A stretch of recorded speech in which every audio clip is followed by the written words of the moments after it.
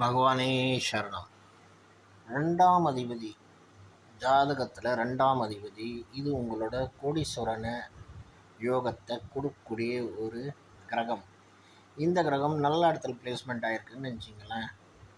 அவரோட 6 பவர்ஃபுல்லான பாயிண்ட் சொல்லியிருக்காங்க ஒரு கிரகத்துக்கு. ஷஷ்ட பலம்னு. இந்த ஷஷ்ட பலமாக அது இம்ப்ரூவ் ஆகி அவருக்கு உகந்த வீடாக அமர்ந்து நல்ல டிகிரியில் பிளேஸ்மெண்ட் ஆகி அந்த கிரகம் இருக்குன்னா இது மிகப்பெரிய கோடீஸ்வரன் யோகம்.